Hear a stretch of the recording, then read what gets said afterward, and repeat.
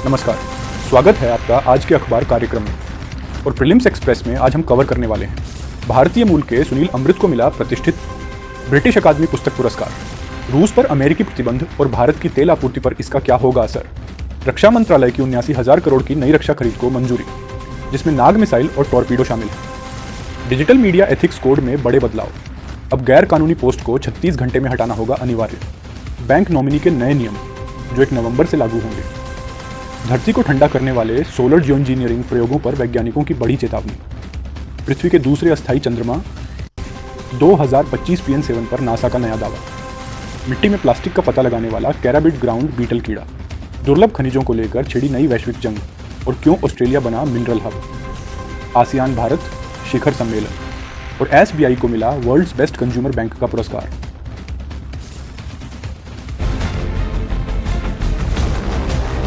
Mains master में आज हम कवर करने वाले हैं 2 बहुत ही महत्वपूर्ण विषय। पहला, लोकपाल, ये अपनी उम्मीदों पर कितना खरा उतरा है, और दूसरा, नया डिजिटल कानून यानी डीप फेक और AI पर सरकार का नया मसौदा।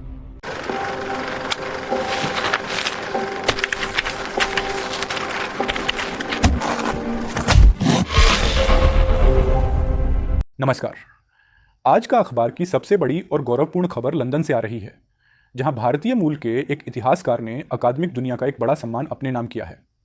जी हां, अमेरिका के येल विश्वविद्यालय में इतिहास के प्रोफेसर सुनील अमृत को 2025 के प्रतिष्ठित ब्रिटिश अकादमी पुस्तक पुरस्कार से सम्मानित किया गया है। प्रोफेसर अमृत को यह सम्मान उनकी चर्चित किताब the burning earth N environmental history of the last 500 years के लिए दिया गया है। यह पुरस्कार दुनिया भर में सर्वश्रेष्ठ नॉन फिक्शन यानी गैर काल्पनिक किताबों को दिया जाने वाला सबसे बड़े अंतर्राष्ट्रीय सम्मानों में से एक है। इस शानदार जीत के लिए प्रोफेसर अमृत को 25,000 पाउंड, लगभग 25 लाख रुपए की पुरस्कार राशि दी गई है। आपको बता दें कि प्रोफेसर सुनील अमृत की जड़ें भले ही भारत से जुड़ी हों, लेकिन उनकी कहानी एक ग्लोबल नागरिक की है। उनका जन्म केन्या में हुआ, उनका पालन पोषण सिंगापुर में हुआ और उन्होंने प्रतिष्ठित कैम्ब्रिज विश्वविद्यालय से स्नातक की उपाधि प्राप्त की। यह जीत इसलिए भी खास है क्योंकि मुकाबला बेहद कड़ा था। इस पुरस्कार की दौड़ में दुनिया की कई बेहतरीन किताबें शामिल थीं। शॉर्टलिस्ट में शामिल अन्य 5 प्रमुख किताबों को भी 1,000 पाउंड का पुरस्कार दिया गया, जिनमें लिलियन डेविस की नोएल्स रोड, सैली एस्टन की ब्रेड एंड क्राइसिस और ब्रोनविन वॉलिस की अफ्रीकाज माइंड्स जैसी किताबें शामिल थीं। लेकिन बाजी मारी प्रोफेसर अमृत की द बर्निंग अर्थ ने, जिसने पिछले 500 सालों के पर्यावरणीय इतिहास पर एक नई और गहरी रोशनी डाली है। यह न केवल भारतीय मूल के लोगों के लिए बल्कि पूरी अकादमिक दुनिया के लिए गर्व का क्षण है। अगली खबर के लिए देखते रहिए। और अब रुक करते हैं आज की दूसरी बड़ी खबर का, जो सीधे तौर पर भारत की ऊर्जा आपूर्ति से जुड़ी है। एक बड़ा अनुमान लगाया जा रहा है कि भारत में रूस से तेल की आपूर्ति जारी रहेगी। यह खबर इसीलिए अहम है क्योंकि अमेरिका के राष्ट्रपति डोनाल्ड ट्रंप ने बुधवार देर रात को रूस की 2 सबसे बड़ी तेल कंपनियों रोजनेफ्ट और लुकोइल पर कड़े प्रतिबंध लगा दिए हैं। लेकिन बताया जा रहा है कि इसका भारत पर फिलहाल असर नहीं दिखेगा। सरकारी तेल कंपनियां कोबी डार्लिंग्स के माध्यम से रूसी तेल की आपूर्ति जारी रखेंगी। हालांकि रिलायंस इंडस्ट्रीज और नायरा एनर्जी को इसका कुछ हद तक नुकसान उठाना पड़ सकता है। रिलायंस रूसी तेल की सबसे बड़ी खरीदार है और रूस से देश में प्रतिदिन आयातित 17 लाख बैरल तेल का आधा हिस्सा खरीदती है। रिलायंस ने दिसंबर 2024 में रोजनेफ्ट के साथ 25 वर्षों तक रोज 5 लाख बैरल तेल आयात करने के लिए एक बड़ा समझौता किया था। खबर है कि रिलायंस के आयात अनुबंधों को प्रभावित न होने की पूरी संभावना है। साथ ही कंपनी सऊदी अरब और इराक से आयात बढ़ाने की दिशा में भी विचार कर रही है। दूसरी कंपनी नायरा एनर्जी है, जिसमें रोजनेफ्ट की 49.13% हिस्सेदारी है। जुलाई में यूरोपीय संघ द्वारा प्रतिबंध लगाए जाने के बाद से यह कंपनी रूसी तेल की आपूर्ति पर निर्भर है। आपको बता दें कि इन दोनों रूसी कंपनियों पर आरोप है कि वे क्रेमलिन को यूक्रेन के युद्ध के लिए धन मुहैया कराती हैं। ये दोनों कंपनियां मिलकर प्रतिदिन 31 लाख बैरल तेल का निर्यात करती हैं। अकेले रोजनेफ्ट कंपनी ही वैश्विक तेल उत्पादन का करीब 6% और रूस के कुल तेल का आधा हिस्सा निर्यात करती है। और अब अगली खबर का रुख करते हैं, जो बिहार के मतदाता सूची से जुड़ी है। चुनाव आयोग द्वारा जारी किए गए ताज़ा आंकड़ों के अनुसार बिहार में सबसे अधिक प्रवासी मतदाता पूर्णिया में है। आयोग के मुताबिक राज्य में 2,12,999 प्रवासी मतदाताओं के नाम सूची से हटा दिए गए हैं। पूर्णिया में सबसे ज्यादा 17,128 लोगों को प्रवासी घोषित किया गया है। अकेले इसी जिले के पूर्णिया विधानसभा क्षेत्र में 13,031 मतदाताओं के नाम प्रवासी सूची में दर्ज किए गए थे। आयोग ने बताया कि जिन मतदाताओं को नोटिस भेजे गए थे और उनकी तरफ से कोई जवाब नहीं मिला, उनके नाम मतदाता सूची से हटा दिए गए हैं। चुनाव आयोग ने सभी 38 जिलों के प्रवासी मतदाताओं की यह सूची जारी की है। इसमें पश्चिम चंपारण मतदाताओं के प्रवासी होने के मामले में दूसरे स्थान पर है। राज्य के अन्य जिलों में 14,545 मतदाता और पटना में 14,462 प्रवासी मतदाता हैं। इन सभी के नाम प्रवासी सूची में होने के कारण मतदाता सूची से हटा दिए गए हैं। बेगूसराय में भी प्रवासी होने के कारण 12,497 मतदाताओं के नाम सूची से हटाए गए हैं। अब रुक करते हैं रक्षा क्षेत्र से जुड़ी एक अहम खबर का। रक्षा मंत्रालय ने सेना की लड़ाकू क्षमता को और सशक्त बनाने की दिशा में गुरुवार को बड़ा कदम उठाया है। मंत्रालय ने सशस्त्र बलों की मारक क्षमता बढ़ाने के लिए 79,000 करोड़ के रक्षा खरीद प्रस्तावों को मंजूरी दे दी है। इसके तहत सेना के लिए नाग मिसाइल, नौसेना के लिए टॉर्पीडो और रैपिड गन प्रमुख हैं। इन हथियारों तथा रक्षा प्रणालियों की खरीद से तीनों सेनाओं की ताकत में और इजाफा होगा। रक्षा मंत्री राजनाथ सिंह की अध्यक्षता में रक्षा अधिग्रहण परिषद यानी डीएसी की बैठक में यह महत्वपूर्ण निर्णय लिया गया। बताया जा रहा है कि ऑपरेशन सिंधु के बाद रक्षा खरीद पर यह दूसरा बड़ा फैसला है। इससे पहले अगस्त 2025 में 67,000 करोड़ रुपए की रक्षा खरीद परियोजनाओं को मंजूरी मिली थी। रक्षा मंत्रालय ने बताया कि इन खरीद में प्रमुख रूप से नाग मिसाइल, टॉर्पीडो, इलेक्ट्रॉनिक युद्ध निगरानी प्रणाली और सैन्य साजो सामान शामिल हैं। इनमें नौसेना के लिए चेवल सुपरसोनिक गन और वायुसेना के लिए महत्वपूर्ण प्रणालियों की खरीद को भी शामिल किया गया है। रक्षा मंत्री राजनाथ सिंह ने गुरुवार को ट्वीट कर बताया कि डीएसी ने लगभग 2025 के अंत तक डिलीवरी के लिए इन खरीद को नवंबर तक अंतिम रूप देने का निर्देश दिया है। और आज की अगली बड़ी खबर डिजिटल दुनिया से आ रही है। केंद्र सरकार ने ऑनलाइन कंटेंट पर सख्ती बढ़ा दी है। सूचना प्रौद्योगिकी मंत्रालय यानी आईटी मंत्रालय 2000 में संशोधन करके इंटरमीडिएरी गाइडलाइंस और डिजिटल मीडिया एथिक्स कोड 2021 में बड़े बदलाव करने की तैयारी में है। सबसे बड़ा बदलाव यह है कि अब किसी भी गैरकानूनी पोस्ट या सामग्री को 36 घंटे के भीतर हटाना अनिवार्य होगा। सूचना प्रौद्योगिकी मंत्रालय द्वारा जारी नई गाइडलाइंस के मसौदे को लेकर जनता से 15 नवंबर 2025 तक राय मांगी गई है। सरकार ने स्पष्ट किया है कि social media platforms, online gaming कंपनियों, ई कॉमर्स वेबसाइट्स और अन्य सभी डिजिटल इंटरमीडियरीज को इन नए प्रावधानों का पालन करना होगा। नई गाइडलाइंस के तहत अगर कोई उपयोगकर्ता किसी पोस्ट, वीडियो या लेख को लेकर शिकायत करता है और वह सामग्री गैरकानूनी पाई जाती है तो उसे 36 घंटे में हटाना जरूरी होगा। यही नहीं, नए नियमों के तहत प्लेटफॉर्म पर यूजर अकाउंट की ट्रैकिंग भी की जा सकेगी। अगर कोई इंटरमीडिएरी प्लेटफॉर्म किसी गैरकानूनी सामग्री को हटाने में विफल रहता है तो उसे कानूनी कार्रवाई का सामना करना पड़ेगा। हालांकि माफी सिर्फ 2 ही स्थितियों में होगी। यदि प्लेटफॉर्म यह साबित करता है कि उसने पर्याप्त सावधानी बरती और सरकार द्वारा दिए गए सभी दिशा निर्देशों का पालन किया। सरकार अब हर महीने प्लेटफॉर्म्स की समीक्षा भी करेगी कि उन्हें कितनी शिकायतें मिली और कितनों पर कार्रवाई की गई। अगर शिकायतों की अनदेखी पाई जाती है तो ऐसे प्लेटफॉर्म पर कड़ी कार्रवाई की जाएगी। केंद्र सरकार ने यह भी स्पष्ट किया है कि सूचना एवं प्रसारण मंत्रालय यानी एएमआई के अधीन मीडिया सामग्री पर कोई संशोधन केवल ऑनलाइन सामग्री की निगरानी और सूचनाओं की सटीकता बढ़ाने के उद्देश्य से किया जा रहा है। प्लेटफॉर्म पर प्रतिबंधित कंटेंट, डीप फेक और ऑपरेटेड यूजर्स की पहचान करना भी जरूरी होगा। 15 नवंबर से नई गाइडलाइंस लागू होंगी और केंद्र सरकार तैयारियों में जुट गई है। सरकार का कहना है कि इन बदलावों से फेक न्यूज, घृणास्पद भाषण, डीप फेक वीडियो और गलत सूचनाओं के प्रसार पर रोक लगाने में मदद मिलेगी। और अब आपके बैंक खातों से जुड़ी एक बहुत जरूरी खबर। अब बैंकों के ग्राहक अपने खातों में 4 व्यक्तियों तक को नामित यानी नॉमिनी बना सकेंगे।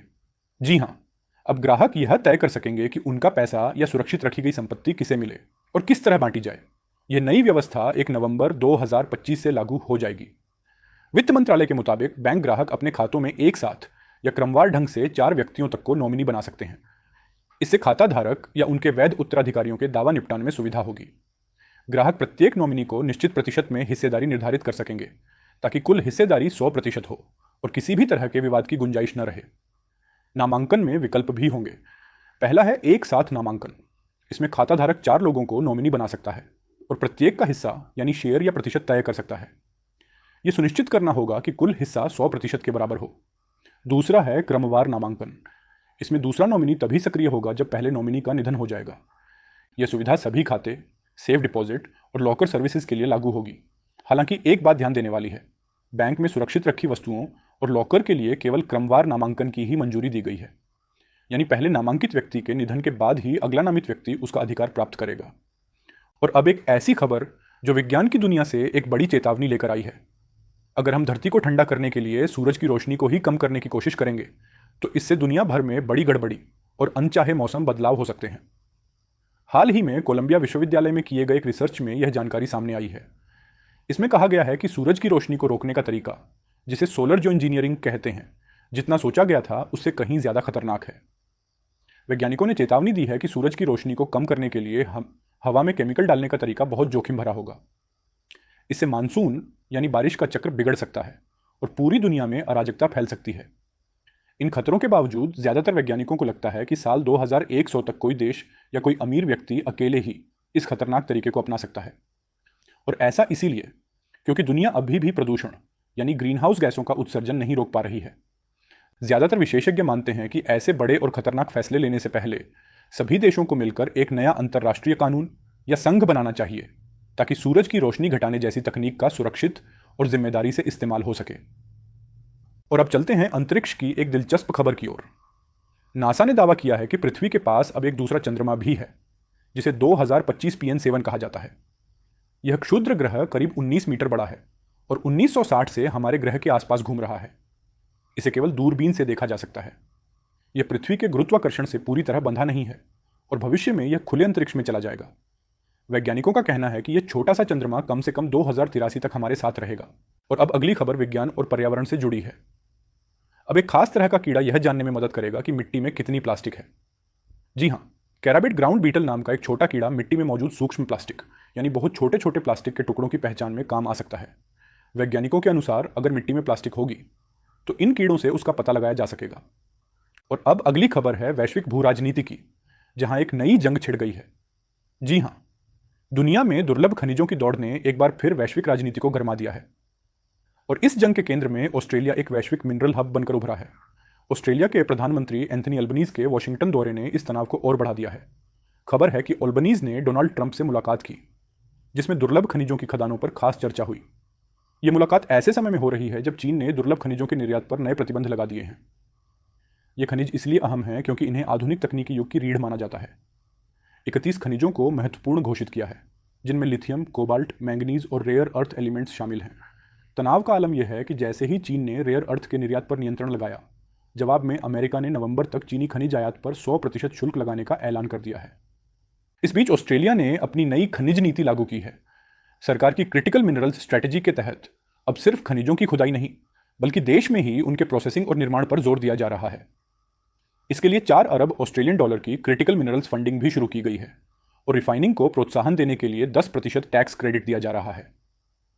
अभी तक ऑस्ट्रेलिया ज्यादातर कच्चा खनिज चीन को भेजता था, लेकिन अब वह अपने ही देश में ऊर्जा स्रोत और कुशल श्रमिकों की कमी से जूझ रहा है। इस दौड़ की एक भारी कीमत भी है, और वो है पर्यावरण। विशेषज्ञों के मुताबिक 1 टन लिथियम के उत्पादन में 77 टन पानी की जरूरत होती है और लगभग 20 टन कार्बन मोनोऑक्साइड का उत्सर्जन होता है। जानकारों का कहना है कि उत्पादन बढ़ाने की यह दौड़ पर्यावरणीय नुकसान को और गहरा कर सकती है। और अब आज की अगली खबर, जो आसियान शिखर सम्मेलन से जुड़ी है। प्रधानमंत्री नरेंद्र मोदी ने गुरुवार को कहा कि वह अगले सप्ताह मलेशिया में होने वाले आसियान भारत शिखर सम्मेलन में वर्चुअल माध्यम से भाग लेंगे। मलेशिया के प्रधानमंत्री अनवर इब्राहिम के साथ फोन पर बातचीत के बाद प्रधानमंत्री मोदी ने कहा कि वह आसियान भारत शिखर सम्मेलन में वर्चुअल माध्यम से शामिल होंगे और दोनों देशों के बीच व्यापक रणनीतिक साझेदारी को और मजबूत करेंगे।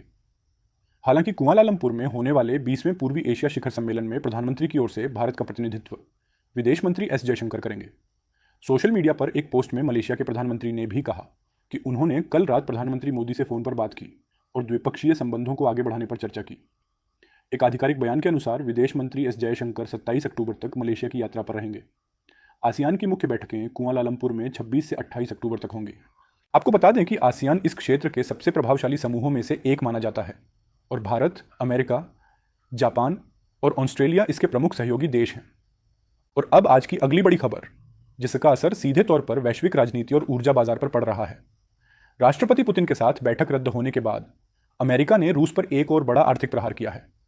अमेरिकी वित्त मंत्री जेनेट येलन ने बुधवार को घोषणा की कि अमेरिका ने रूस की 2 बड़ी तेल कंपनियों रोजनेफ्ट और लुकोइल सहित उनकी तमाम सहायक कंपनियों पर नए प्रतिबंध लगा दिए हैं।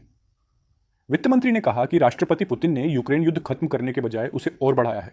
उन्होंने कहा कि रूस की अर्थव्यवस्था युद्धकालीन स्थिति में है और पुतिन द्वारा निर्देशित यह युद्ध संपूर्ण यूरोप और वैश्विक ऊर्जा सुरक्षा के लिए गंभीर खतरा है। सिर्फ अमेरिका ही नहीं, यूरोपीय संघ यानी ईयू ने भी राष्ट्रपति व्लादिमीर पुतिन पर दबाव बढ़ाने के लिए रूस के खिलाफ 45वां आर्थिक प्रतिबंध लगाया है। इसमें भी रूसी तेल उद्योग के प्रमुख क्षेत्रों को निशाना बनाया गया है। इस बीच राष्ट्रपति ट्रंप ने अपने आगामी एशियाई दौरे का ऐलान किया है, जिसमें वह चीन, मलेशिया, सिंगापुर और दक्षिण कोरिया का दौरा करेंगे। ट्रंप ने यह भी कहा कि यूक्रेन युद्ध और रूस की आक्रामक नीतियों के कारण उन्होंने पुतिन से मुलाकात रद्द की है और अब वह जिनपिंग से मुलाकात करेंगे। इसी के साथ ट्रंप ने एक बार फिर अपना बड़ा दावा दोहराया है। ट्रंप ने कहा कि भारत ने रूस से तेल आयात घटाने की प्रक्रिया शुरू कर दी है और भारत इस वर्ष के अंत तक रूस से तेल की खरीद लगभग शून्य कर देगा। ट्रंप के मुताबिक रूस से सस्ता तेल खरीदना अब भारत के लिए लाभकारी नहीं रहेगा, क्योंकि वैश्विक दबाव और कीमतों में अस्थिरता दोनों बढ़ रही है। और एक खबर अमेरिका की आंतरिक राजनीति से। रिपब्लिकन और डेमोक्रेट दोनों दलों के 60 सांसदों ने राष्ट्रपति ट्रंप को पत्र लिखकर कहा है कि वे H-1B वीज़ा शुल्क में बढ़ोतरी पर पुनर्विचार करें। सांसदों का कहना है कि इस बढ़ोतरी से अमेरिकी कंपनियों में तकनीकी विकास पर असर पड़ेगा और यह निर्णय नवाचार, शोध और उद्योगों की प्रतिस्पर्धा को नुकसान पहुंचाएगा। और अगली खबर एक बेहद दुखद हादसे की है। आंध्र प्रदेश के कुरनूल के पास एक बस में भीषण आग लग गई, जिसमें कम से कम 12 यात्रियों की जलकर मौत हो गई है। कुछ रिपोर्टों में यह संख्या 15 तक बताई जा रही है। बताया जा रहा है कि यह बस बेंगलुरु जा रही थी। प्रारंभिक जानकारी के मुताबिक बस की एक बाइक से टक्कर हो गई, जिसके बाद बस ने आग पकड़ ली। कई यात्रियों ने बस से कूदकर अपनी जान बचाई। अधिकारियों ने पीड़ितों के परिवारों के लिए हेल्पलाइन नंबर भी जारी किए हैं। और अब रुक करते हैं अर्थव्यवस्था के मोर्चे से आई एक अच्छी खबर का। डेलॉयट इंडिया ने बढ़ती मांग और नीतिगत सुधारों के बीच चालू वित्त वर्ष यानी 2025-26 में भारत की अर्थव्यवस्था के 6.7 से 6.9% की दर से बढ़ने का अनुमान लगाया है। यह पिछले अनुमान से 0.3% अधिक है। भारत आर्थिक परिदृश्य रिपोर्ट में कहा गया है कि इस वृद्धि दर का औसत 6.8% रहेगा, जबकि पिछले वर्ष यह 7.8% रही थी। डेलॉयट ने कहा कि बढ़ती मांग, तेज निवेश, निर्यात में सुधार और विनिर्माण क्षेत्र में मजबूती से इस वृद्धि को बल मिलेगा। हालांकि रिपोर्ट के अनुसार वैश्विक अनिश्चितता, मुद्रास्फीति और व्यापार बाधाओं के बावजूद भारत की स्थिति अपेक्षाकृत मजबूत बनी हुई है, लेकिन अमेरिका और यूरोप की आर्थिक सुस्ती का कुछ असर भारतीय निर्यात पर पड़ सकता है। डेलॉयट इंडिया की अर्थशास्त्री सुमकी मजूमदार ने कहा कि चुनावों के दौरान वृद्धि मांग और उपभोग व्यय में उल्लेखनीय वृद्धि होने की संभावना है।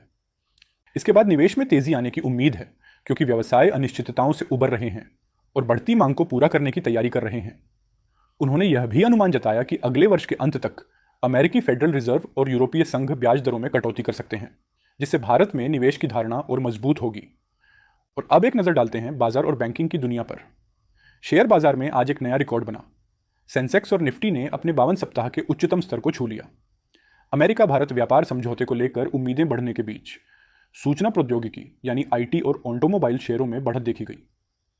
हालांकि उतार चढ़ाव भरे कारोबार के अंत में सेंसेक्स 130 अंक चढ़कर, जबकि निफ्टी 23 अंकों की मामूली तेजी के साथ बंद हुआ। कारोबार के दौरान मानक सूचकांक 52 सप्ताह के उच्च स्तर पर पहुंच गए थे, लेकिन अंतिम घंटे में मुनाफा वसूली हावी होने से बाजार ने अपनी अधिकांश बढ़त गंवा दी।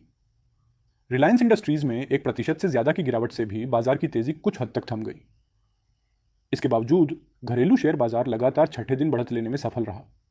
BSI का सेंसेक्स 130.06 अंक बढ़कर 84,556.40 अंक पर बंद हुआ। कारोबार के दौरान एक समय यह 863.72 अंक बढ़कर 85,290.06 अंक पर पहुंच गया था। वहीं NSI का निफ्टी भी 22.80 अंक बढ़कर 25,891.40 अंक पर बंद हुआ। और बैंकिंग सेक्टर से एक बड़ी खबर। भारतीय स्टेट बैंक SBI को न्यूयॉर्क स्थित ग्लोबल फाइनेंस पत्रिका द्वारा 2 प्रमुख पुरस्कार प्राप्त हुए हैं। विश्व बैंक और IMF की वार्षिक बैठक के दौरान आयोजित एक कार्यक्रम में SBI ने वर्ल्ड्स बेस्ट कंज्यूमर बैंक 2025 और बेस्ट बैंक इन इंडिया 2025 का खिताब जीता। SBI ने कहा कि यह दोहरी मान्यता बैंक के नवाचार, वित्तीय समावेशन और ग्राहक सेवा के प्रति प्रतिबद्धता को दर्शाती है। बैंक ने यह भी बताया कि वह 52 करोड़ ग्राहकों को सेवा दे रहा है और रोजाना 65,000 से अधिक लेन देन जोड़ रहा है, जो प्रौद्योगिकी और डिजिटल क्षेत्र में उसकी अग्रणी भूमिका को प्रमाणित करता है। अब चलते हैं मेंस मास्टर की तरफ। और आज मेंस मास्टर में हम विश्लेषण करेंगे एक ऐसी संस्था का जिसे भ्रष्टाचार के खिलाफ रामबाण माना गया था, लेकिन आज यह संस्था अपनी कार्यशैली के बजाय दूसरी वजहों से चर्चा में है। हमारा विषय है लोकपाल, उम्मीदें और हकीकत। यह पूरी चर्चा अभी इसलिए शुरू हुई है क्योंकि हाल ही में 7 सदस्यीय लोकपाल ने 7 BMW कार खरीदने के लिए टेंडर जारी किया है। यह खबर निराश करती है, खासकर तब जब हम याद करते हैं कि लोकपाल की स्थापना कैसे हुई थी। ओनिम्बुड्समैन यानी लोकपाल शासन में पारदर्शिता लाने वाली एक एजेंसी है। इसकी स्थापना सबसे पहले 1809 में स्वीडन में हुई थी। भारत में इसे लोकपाल नाम दिया गया। यह नाम लक्ष्मी मल्ल सिंघवी ने दिया था। इसके बाद 16 जनवरी 2014 को लोकपाल एवं लोकायुक्त अधिनियम लागू हुआ। आपको याद होगा, इसकी स्थापना के लिए इंडिया अगेंस्ट करप्शन के बैनर तले एक जबरदस्त आंदोलन चला था। तब एक ऐसा सपना दिखाया गया कि लगा जैसे लोकपाल आते ही भ्रष्टाचार छूमंतर हो जाएगा। लेकिन आज की हकीकत क्या है? लेखक के अनुसार जिस लोकपाल को लेकर इतना बड़ा आंदोलन हुआ, उसका प्रदर्शन बेहद निराश करने वाला है। पहली बात, कानून बनने के 5 सालों तक लोकपाल की नियुक्ति ही नहीं हुई। दूसरी बात, लोकपाल ने करीब 90% शिकायतों को खारिज कर दिया। इसका कारण यह बताया गया कि शिकायतें सही फॉर्मेट में नहीं थीं। और तीसरी, इसने अब तक मात्र 24 मामलों में जांच के आदेश दिए हैं और सिर्फ 6 मामलों में ही अभियोजन प्रोसिक्यूशन की अनुमति दी है। लेखक एक गंभीर टिप्पणी करते हैं कि यह संस्था आज एक पार्किंग स्थल बन गई है। इसके 7 सदस्यों में 4 पूर्व न्यायाधीश और 3 पूर्व नौकरशाह हैं। और यहीं पर यह BMW कार का विवाद सुविधाओं और प्रदर्शन के एक बड़े सवाल से जुड़ जाता है। लेखक अब्राहम मैस्लो के जरूरतों के पिरामिड का जिक्र करते हैं। वे कहते हैं कि अधिक आमदनी और सुविधाएं बेहतर प्रदर्शन की गारंटी नहीं होती है।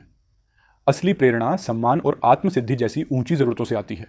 यह सिद्धांत सब पर लागू होता है। लेखक इसकी तुलना न्यायिक सुधारों से भी करते हैं। 1999 में शेट्टी आयोग की सिफारिशों के बाद जजों की तनख्वाह और सुविधाएं तो बहुत बढ़ाई गईं, लेकिन यह कहना मुश्किल है कि कार्यकुशलता भी उसी अनुपात में बढ़ी है। अंत में लेखक 2 महत्वपूर्ण बातें कहते हैं। पहला, BMW कारों की खरीद इतना बड़ा विवाद इसलिए बनी क्योंकि लोकपाल को भ्रष्टाचार के रामबाण और सादगी के प्रतीक के रूप में प्रचारित किया गया था। लेकिन वह एक आईना दिखाने वाला सवाल भी पूछते हैं। सवाल यह है कि अगर सादगी का सिद्धांत लोकपाल पर लागू होता है तो कोई विवाद तब क्यों नहीं हुआ जब उच्चतम न्यायालय के न्यायाधीशों को भी यही कार दी गई? सवाल तो तब भी उठना चाहिए था। यह विश्लेषण हमें दिखाता है कि जब आप गवर्नेंस या एथिक्स में अकाउंटेबिलिटी यानी जवाबदेही पर उत्तर लिखें तो आप लोकपाल का उदाहरण दे सकते हैं। आप बता सकते हैं कि कैसे एक अच्छी मंशा से बनाया गया कानून संस्थागत सुस्ती और प्रदर्शन की कमी के कारण अपनी प्रासंगिकता खोने लगता है। मेंस मास्टर की दूसरी बड़ी खबर है संपादकीय से। इसमें हम विश्लेषण कर रहे हैं एक ऐसे मुद्दे का जो टेक्नोलॉजी, अभिव्यक्ति की आज़ादी और आपकी सुरक्षा तीनों से जुड़ा है। हमारा विषय है डीप फेक और AI का नियमन, संतुलन की चुनौती। संदर्भ यह है कि सरकार ने डीप फेक, वीडियो और AI से तैयार नकली कंटेंट को नियंत्रित करने के लिए सूचना प्रौद्योगिकी यानी IT नियमों में संशोधन का एक नया मसौदा ड्राफ्ट पेश किया है। इसकी जरूरत क्यों पड़ रही है, यह हम सब जानते हैं। आए दिन खबरें आती हैं कि डीप फेक वीडियो के जरिए किसी नामचीन हस्ती के चरित्र हनन की कोशिश की गई या AI की मदद से किसी की आवाज की नकल करके आर्थिक धोखाधड़ी की गई। हाल ही में अभिनेत्री ऐश्वर्या राय और अभिनेता अभिषेक बच्चन ने गूगल और यूट्यूब के खिलाफ 4 करोड़ रुपए के हर्जाने का मुकदमा दायर किया है। उन्हें खुद से जुड़े काल्पनिक AI कंटेंट वाले वीडियो के खिलाफ अदालत से संरक्षण मांगना पड़ा। जाहिर है सोशल मीडिया पर जिस तरह की गैर जिम्मेदाराना टिप्पणियों की भरमार है वह कई बार अभिव्यक्ति की आज़ादी के दायरे का सीधा सीधा उल्लंघन करती है। इसलिए इसका नियमन वक्त की मांग है, मगर यह एक बेहद संजीदा मामला भी है। लेखक के अनुसार हम सोशल मीडिया मंचों के नकारात्मक उदाहरणों का हवाला देकर इसके अच्छे पहलुओं को नज़रअंदाज नहीं कर सकते। ये मंच स्वतंत्र अभिव्यक्ति के सबसे सशक्त माध्यम बनकर उभरे हैं। इन मंचों की मदद से आम लोग न सिर्फ अपनी बात शासन प्रशासन तक पहुंचाने में सफल हो रहे हैं, बल्कि कई बार इनके दबाव में अपराधियों को दबोचने में भी प्रशासन को मदद मिली है। यह भी एक सच है कि लाखों लोग इनकी मदद से अपनी रचनात्मकता को नई धार दे रहे हैं और ये उनकी आमदनी का जरिया भी बन रहे हैं। इसलिए सरकार ने इस बार काफ़ी सतर्कता बरती है। इसका एक बड़ा कारण है सरकार के सूचना प्रौद्योगिकी संशोधन नियम 2023 को बॉम्बे हाईकोर्ट ने रद्द कर दिया था। उस नियम के तहत सरकार फर्जी व भ्रामक सूचनाओं की पहचान के लिए एक फैक्ट चेक यूनिट गठित करना चाहती थी। जाहिर है इसे सरकार विरोधी लोगों की आवाज़ दबाने वाले तंत्र के रूप में देखा गया। बॉम्बे हाईकोर्ट ने उस संशोधन को संविधान के अनुच्छेद 14 समानता का अधिकार, अनुच्छेद 19 भाषण व अभिव्यक्ति की स्वतंत्रता और अनुच्छेद 19(1) जी व्यवसाय की स्वतंत्रता के विरुद्ध पाया था। इसलिए मौजूदा प्रस्तावों में सरकार ने काफ़ी सावधानी बरती है। सरकार ने अब यह अपेक्षा की है कि 50 लाख से अधिक उपयोगकर्ता वाले बड़े सोशल मीडिया मंच खुद यह सुनिश्चित करें कि अपलोड की गई सामग्री कृत्रिम यानी AI जनरेटेड तो नहीं है। अगर ऐसी कोई सामग्री है तो उन्हें उसे प्रमुखता से चिह्नित करना होगा यानी लेबल करना होगा। यह वाकई बहुत ज़रूरी है। इससे डिजिटल दुनिया की अराजकता को नियंत्रित करना आसान होगा और टेक्नोलॉजी का गलत इस्तेमाल करने वालों को कानूनी रूप से जवाबदेह ठहराने में भी आसानी होगी। सरकार ने गलत कंटेंट हटाने वाले डिजिटल मंचों को वैधानिक संरक्षण देने की बात भी कही है। सबसे महत्वपूर्ण बात, सरकार ने 6 नवंबर तक इन मसौदों पर आम लोगों की राय मांगी है। यह उन लोगों के लिए एक अवसर है जिन्हें इन नियमों को लेकर कोई अंदेशा या आपत्ति है। उन्हें अपनी आपत्तियां जरूर दर्ज करानी चाहिए ताकि एक पारदर्शी और प्रभावी नियम बनाया जा सके। आज का अखबार की विशेष खबरें यहीं समाप्त होती हैं। आपको कौन सी खबर सबसे अहम लगी, हमें कमेंट सेक्शन में ज़रूर बताएं।